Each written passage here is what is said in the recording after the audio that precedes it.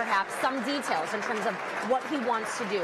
Perhaps we will again get a layout, I'm sure, of the lay of the land, how he views the state of Illinois, and then some of his solutions for it, but not the details in terms of how to make that happen, how to pay for it. And it's his first opportunity, really, to speak to lawmakers as a group. He's done some individual sessions with many of the lawmakers in the weeks leading up to this. Yes, he's actually done a really good job of sitting down individually with legislators, going to their receptions, having several of them together, one-on-one, phone calls, meetings in their offices, where have you. He's done a much better job at that than any of his predecessors in memory. And Governor Rauner now getting ready to shake hands with Speaker Madigan and Senate President John Cullerton, and ready to begin his initial State of the State speech to the people of Illinois. Mr. Governor, please proceed.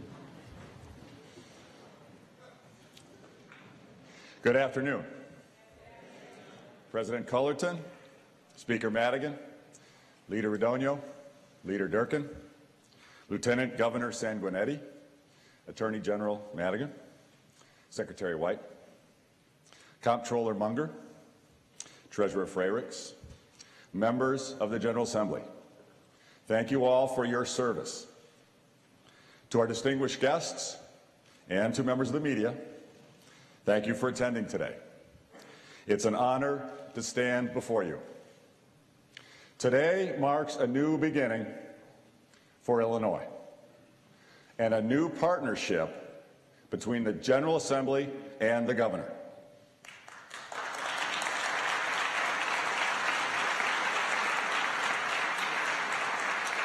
Last November, voters made it clear they want bipartisan government.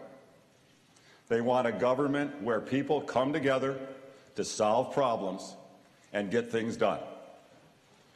They don't want partisan bickering, political infighting, or personal conflict to get in the way of serving the needs of the families of Illinois. All of us were elected to do a job, to deliver real results, to serve the people of Illinois to the best of our ability. Thank you. All of us have a duty to serve all the people of Illinois, those who voted for us, as well as those who did not vote for us. The good Lord didn't make us Republicans or Democrats. He made us in His image to do His work, to help each other, to make the world a better place. We all have a moral duty to serve the long-term interests of the people of Illinois, to focus on the next generation, not the next election. I am personally committed to working closely with you, each and every one of you, meeting together, solving problems together, listening and learning from each other. Together, we will do great things for the people of Illinois. We will once again make Illinois the greatest state in the greatest nation on earth.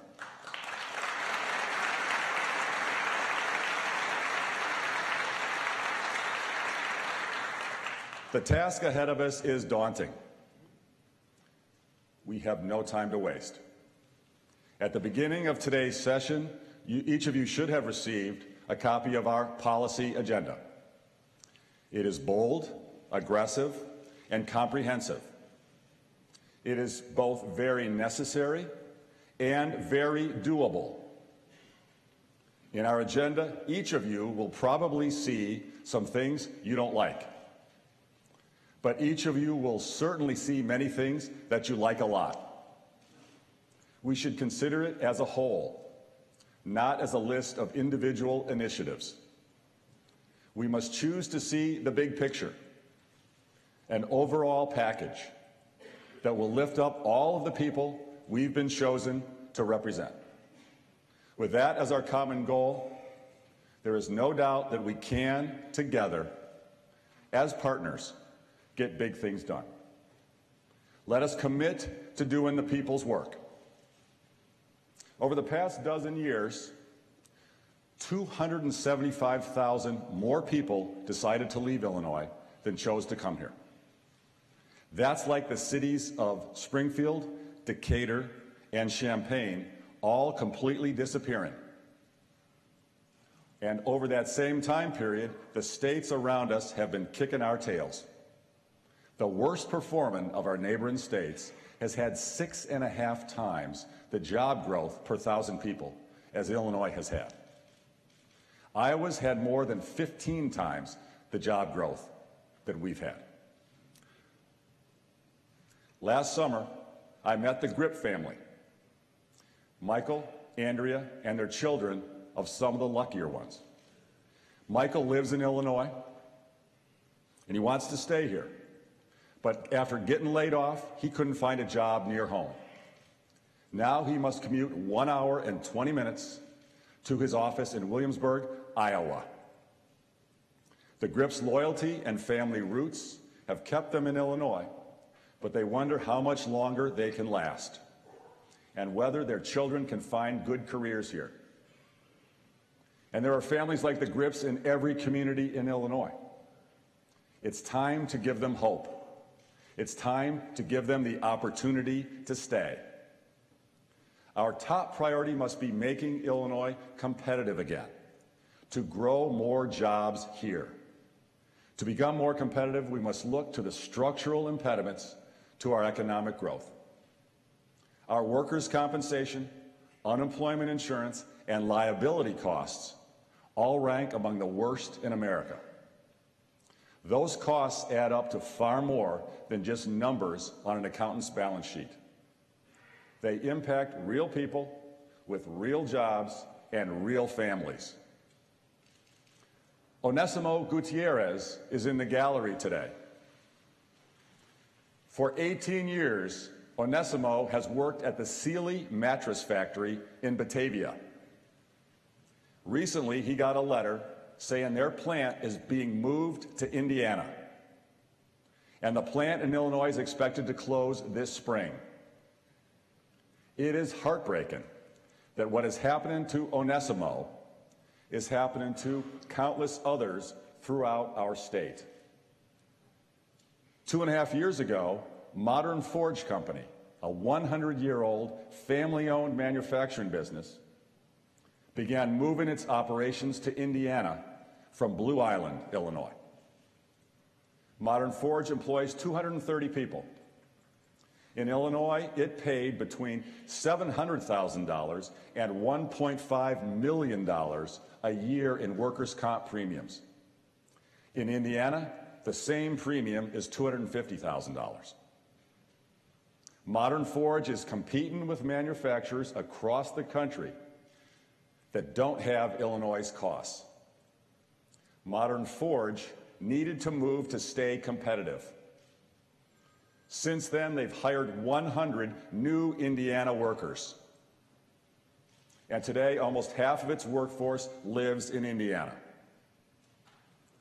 Leaders in both political parties, including Attorney General Madigan, have advocated for much-needed reforms that address the shortcomings of the workers' compensation law that was passed in 2011. Working together, we can create a common-sense system that protects and fairly compensates those who are injured on the job, while also assuring that both public and private employers are not overburdened by an irrational system.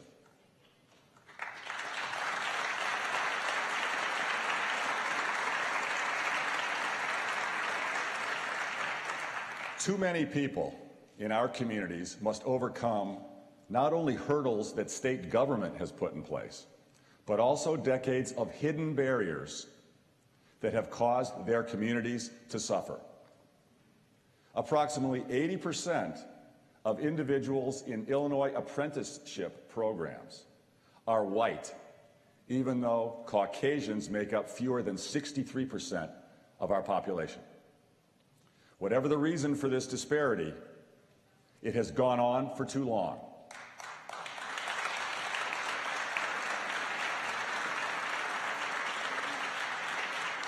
And we must take specific positive action to end this unfair situation. We should require unions that contract with the state to have their apprenticeship programs reflect the demographics of Illinois communities,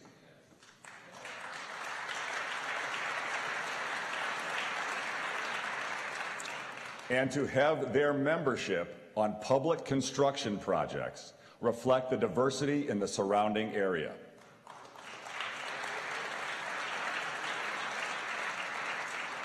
And we should create a minority enterprise small business investment program to assist minority entrepreneurs in startups throughout Illinois.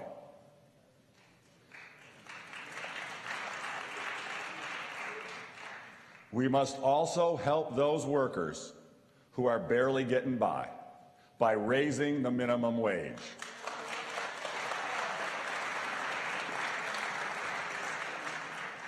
Our economic growth and jobs package increases the minimum wage to $10 an hour over the next 7 years.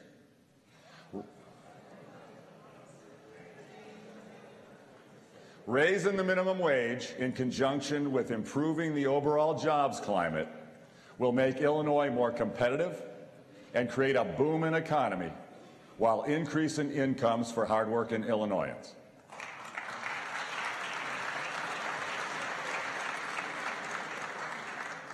As we look to make Illinois more competitive, property tax relief is one of our most pressing challenges.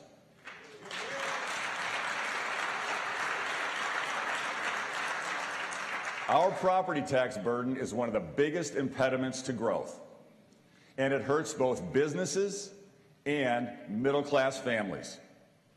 The average homeowner in Illinois pays more than 3 times the amount of property taxes as a homeowner in Indiana, more than an additional $3,000 paid out of the family's budget every single year. Take, for instance, Christine Dalgapole. Christine is in the gallery here with us today. She bought her home in 1978. At the time, her taxes were $1,100. By 2013, her taxes were $4,797. Even after accounting for inflation, Christine's taxes have almost doubled. Even after getting a senior exemption and almost yearly appeals. And she's not alone. Over the past decade, the average property tax bill has increased nearly 33%. Meanwhile, real family incomes in Illinois have gone down. Families have been left with less income and more taxes. Our property taxes are out of control and are crushing middle-class families. Illinois' high property taxes have skyrocketed because state and local governments have been unable or unwilling to control their own spending.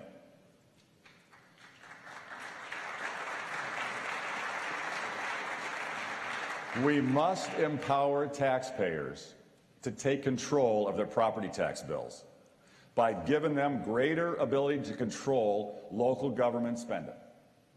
The time has come to give the people of Illinois the ability to drive value for their tax dollars. Our agenda must be about empowerment, about empowering the people of Illinois to control their futures. Empowerment means giving local voters the ability to control the collective bargaining issues in their local governments and take more responsibility for their employees' benefits. Empowerment means giving local government employees the ability to decide for themselves whether they want to join a union. Empowerment means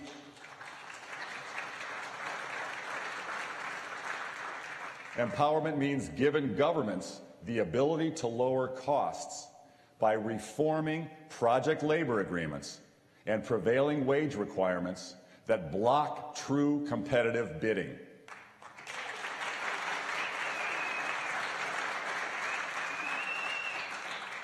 These requirements can increase the cost of taxpayer-funded construction projects by 20% or more. At the Illinois Tollway, uncompetitive bidding has cost toll payers over $1 billion since 2005.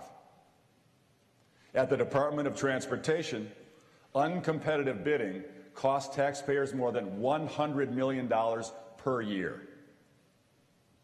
Reforming the prevailing wage laws could save our schools nearly $160 million every year.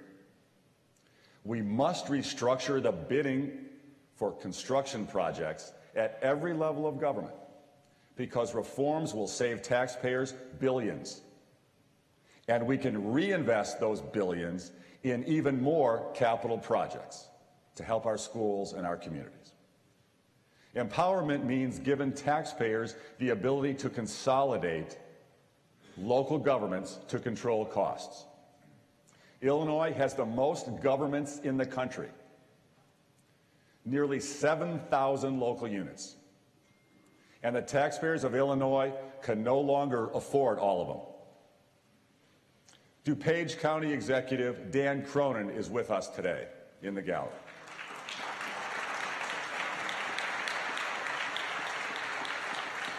He has already achieved significant government consolidation. To date, his reforms have generated a projected $100 million in taxpayer savings through joint purchasing, shared services, employee benefit reforms, and modifications to procurement practices. Congratulations, Dan. You're a role model for all of us.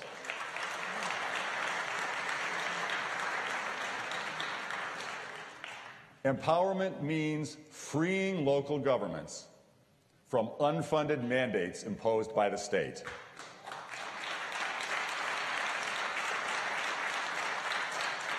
We impose more than 280 unfunded mandates that cost local communities billions. In the days ahead, I will be asking Lieutenant Governor Evelyn Sanguinetti to work with leaders like Dan Cronin on consolidation efforts, as well as ways to reduce costs imposed on local governments.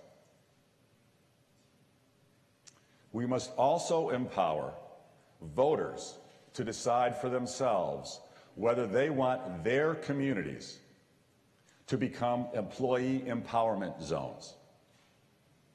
These zones will give employees the freedom to choose whether or not they want to join a union. Local communities, local voters deserve this option so that they can compete with other states and other nations for new businesses and new investment.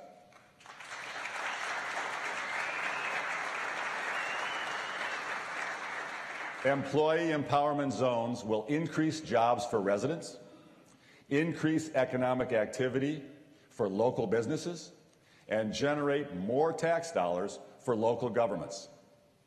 It's a win-win-win proposal. By implementing these reforms, we will give taxpayers and local governments the tools they need to freeze property taxes. It will allow us to begin reforming our out-of-date tax code. We have an antiquated tax system whose base is too narrow, and that makes us uncompetitive. Let's work together to enact a competitive 21st century tax system for a 21st century economy. The best voter empowerment tool is term limits. Term limits overcome the power of incumbency and help bring fresh thinking to government. Let's finally give the people a chance to enact term limits by putting that constitutional amendment on the 2016 ballot, and let the voters decide.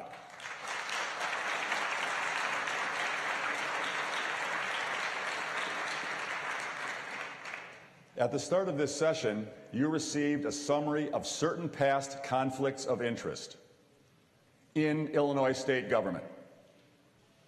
We must eliminate this sort of political dealing. Government unions should not be allowed to influence the public officials they are lobbying and sitting across the bargaining table from through campaign donations and expenditures.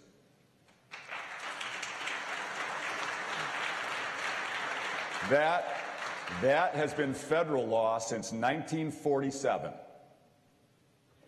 Government must never force its employees to fund activities they do not support. President Jimmy Carter prohibited that at the federal level in 1978.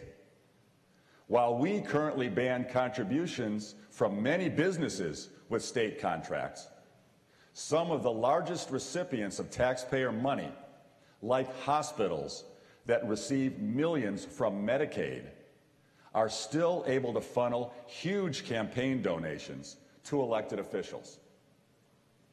Let's close the special interest loopholes by extending the prohibition on political contributions for businesses with state contracts to all organizations with a state collective bargaining agreement and organizations funded by entities receiving state Medicaid funds. In time, we should also take another step towards trustworthy government by prohibiting trial lawyer donations to elected judges. We should move toward merit-based judicial reform as supported by the American Bar Association. We will leave no stone unturned as we look to bring good government, good management practices here to Springfield. Over the past year, there has been discussion about reforming the Abraham Lincoln Presidential Library and Museum. To ensure the museum and library are the world-class institutions they deserve to be, our administration is working in partnership with Speaker Madigan on a reorganization plan, and we look to have a resolution during this spring session. And we've already spoken about the need to merge the Comptroller's Office with the Treasurer's Office.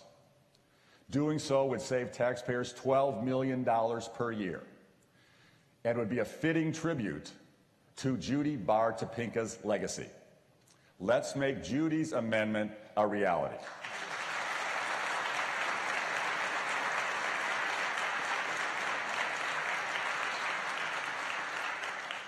Our state employees deserve fair, competitive wages. It's time to revamp how compensation works in state government. Let's emphasize quality of work instead of simply longevity of work. Let's pay great state employees more for their excellent performance. And those who find innovative ways to save taxpayers money deserve to earn bonuses. As we look for further government reform and to bring best management practices to our state, our criminal justice system is one area we must focus on.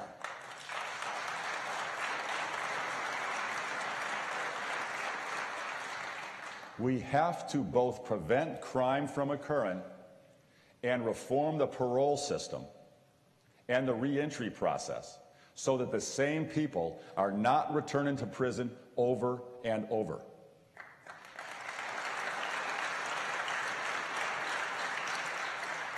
The conditions in our prisons are unacceptable. Inmates and corrections officers alike find themselves in an unsafe environment. It's wrong. We will hire more correctional officers to improve safety in our prisons.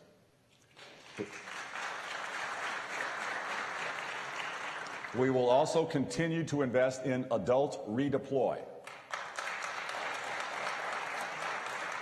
Since its implementation in 2011, adult redeploy has diverted more than 1,900 offenders into community-based programming. Congratulations to all of you in the legislature who supported adult redeploy. Let's continue to build on these corrections reforms. Now let's talk about the most important thing we do together as a community, education. I promise to increase education funding, and I will keep that promise. We will increase K-12 education support.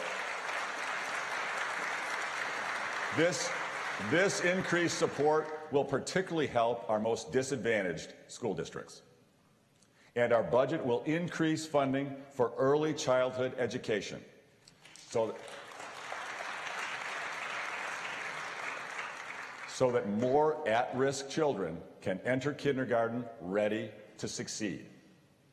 From cradle to career, our children's education needs to be our top priority.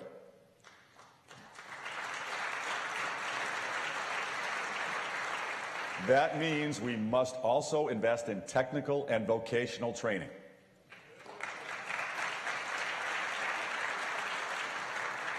We used to emphasize these programs in our high schools and community colleges, but those efforts have been fading. Let's end the era of cutting funding for technical training and community colleges.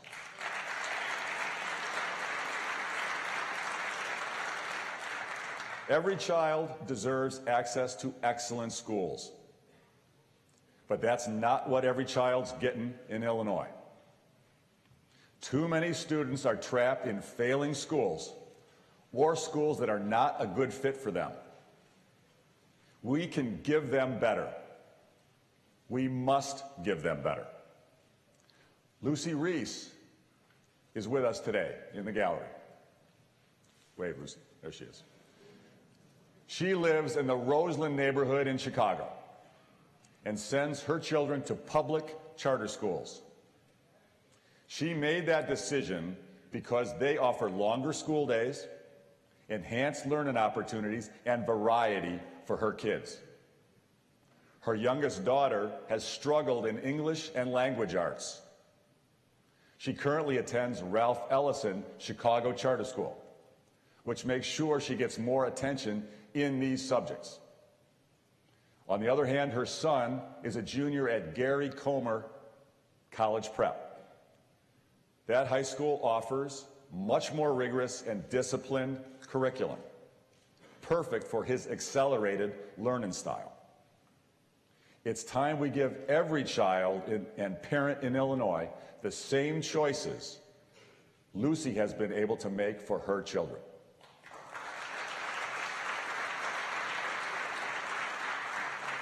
Our student and career success package will lift the cap on public charter schools and give parents and students more options.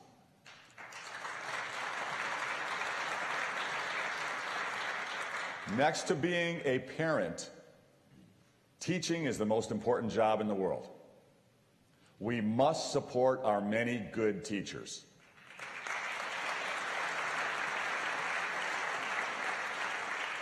That means putting more resources directly into classrooms, reforming the education bureaucracy, and rolling back costly mandates.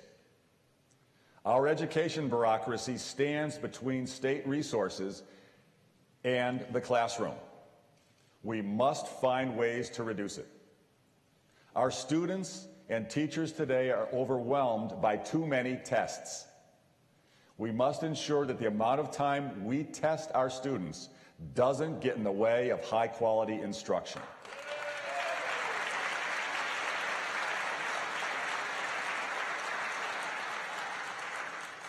Much of the reform agenda we're outlining today has been implemented in other states.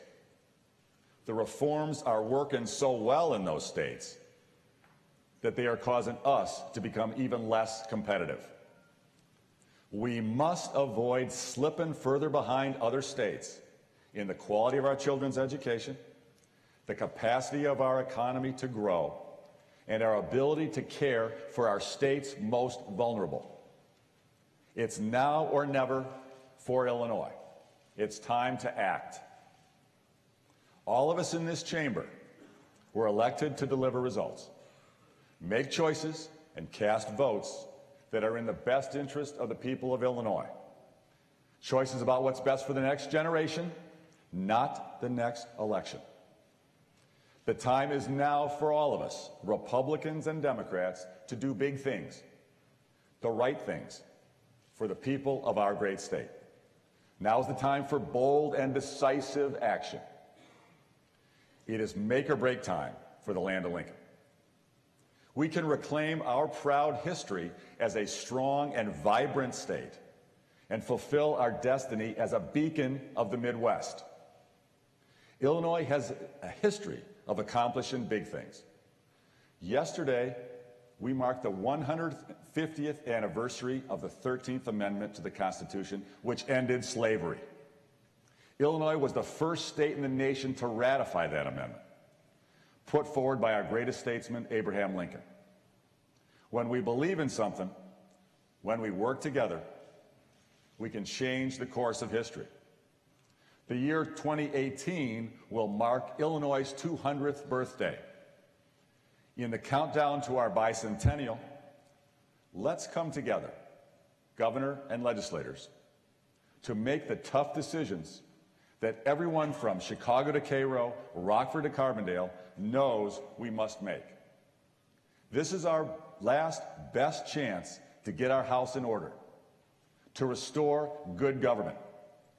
Let's approach our 200th year as the great state of Illinois, as a proud people, standing tall, with eyes focused on the future. Competitiveness must become our watchword, and opportunity and compassion our goals, so that we can once again become the place people want to come to build a better life for themselves and their families. Today marks a new beginning. I'm excited and honored to work closely with you. Together, we will get great things done for the people of Illinois. Thank you, and God bless you.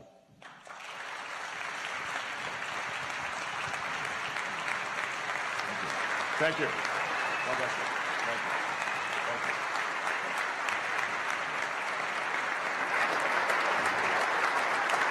you. Illinois Governor Bruce Rauner delivering his first State of the State speech to a joint session of the Illinois General Assembly. Good afternoon. I'm Jack Kitchener, along with Amanda Vinicky of Illinois Public Radio and Rich Miller from the Capitol Facts newsletter.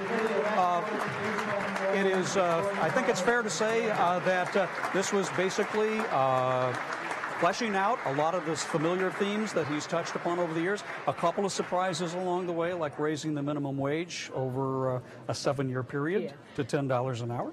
Well, that's, I haven't heard a governor get laughed at like that in It quite was a while. remarkable. He literally clapped. He said, I want to increase the minimum wage. And there was, I think, some stunned clapping. Right. And then over the next 7 years, the second half of that sentence literally got laughs. And it wasn't meant to be a joke. No, but it was kind of a surprise nonetheless, because he's always kind of been against that.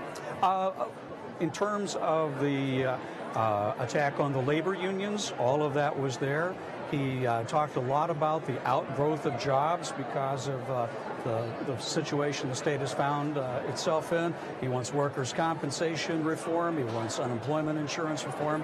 Your takeaway from everything today? There was a lot of what we had heard from him before, really, in terms of this union message. What was really most striking to me, Jack, was the reaction he got to it from the General Assembly. This is a joint session, so the House and Senate. It is really a visual demonstration of how many more Democrats there are than Republicans. They spill over across the aisle, have to share some seats that are brought in to fit all of the Democrats. And so many of them just sat stone cold through this entire speech, refusing to clap. I was watching. One of them didn't even stand at the end when she was done. She was, I don't know, texting or doing something, and then eventually got up. It did not go over well. They were expecting that sort of message. He gave it, and they did not like it. But I think that even on the Democratic side of the aisle, there's a lot of recognition, particularly if you have a district that borders Indiana or another state like that, that some things in workers' comp, unemployment insurance need to be addressed. And I think that much of this union stuff, he's kind of taken a hard line at the beginning in order to bring a hard line to the table and then eventually bring them closer to him, and he'll move closer to them. You notice I think something actually will be done on this in a year or two. You notice that he did bring up the fact that that there has been some interest in workers' compensation reform from the Democratic Attorney General, Lisa Correct. Madigan. She has an infamous example of an employee who was at a candy machine and the candy bar or whatever, the snack didn't come out, and he threw himself at the candy machine, injured himself, and then got workers' compensation.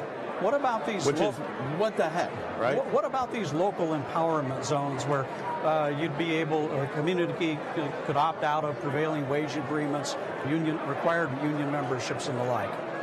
Dead. Yeah, there's no way that that's going to go. I do think that there are some who say that they don't need the General Assembly's approval, that there is no law forbidding it right now, and therefore maybe Rauner will use his sums of money that are in his campaign account to try and get that to go forward in select municipalities. But overall, that is dead. I think Rich is right. There's room for compromise.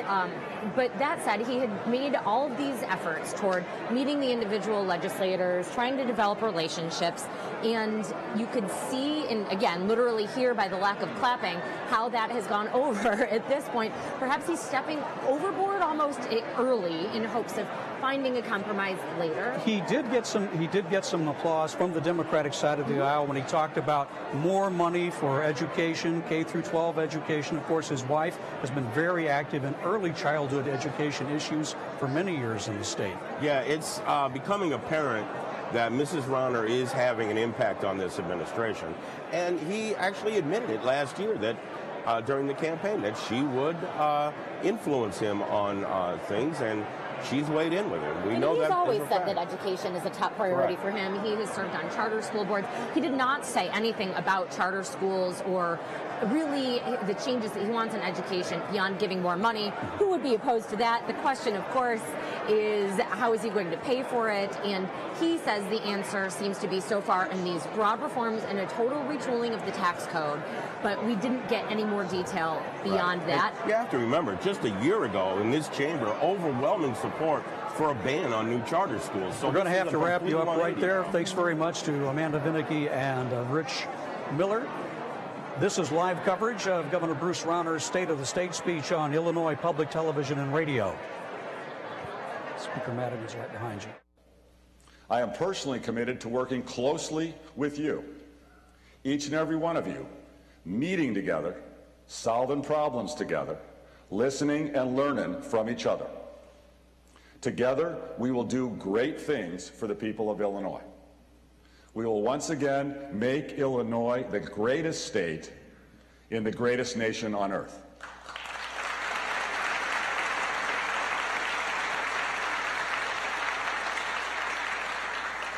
The task ahead of us is daunting. We have no time to waste.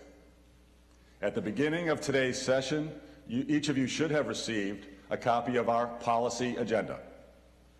It is bold, aggressive, and comprehensive. It is both very necessary and very doable. In our agenda, each of you will probably see some things you don't like. Joining us now on Illinois Lawmakers, the Speaker of the Illinois House of Representatives, the Honorable Michael J. Madigan, Democrat of Chicago. I hate to sound like I'm yelling at you, but I may have to speak over the noise here. Mr. Speaker, the governor said that there's going to be an end to bipartisan bickering. There's going to be a lot of cooperation across the aisles. Your take on the speech? I thought the governor did a very good job of setting out his agenda for Illinois. We in the legislature are most anxious to receive that agenda, take it under consideration, assign it to committees, give it full consideration. I'm very encouraged by the governor's embracing of my idea to restructure the governance for the Abraham Lincoln Library here in Springfield. Today, the Abraham Lincoln Library Museum is under the governance of a three-headed monster, which has really impeded the intelligent decision-making at the library. So I'm happy that he's So there is some working there together. He also indicated that the Attorney General, Lisa Madigan, your daughter, has indicated an interest in working together to do more for workers' compensation reform. Your thoughts? Well, she's already issued a memorandum which indicates that there should be changes in workers' compensation in the area of what's called causation, which is a very significant issue, very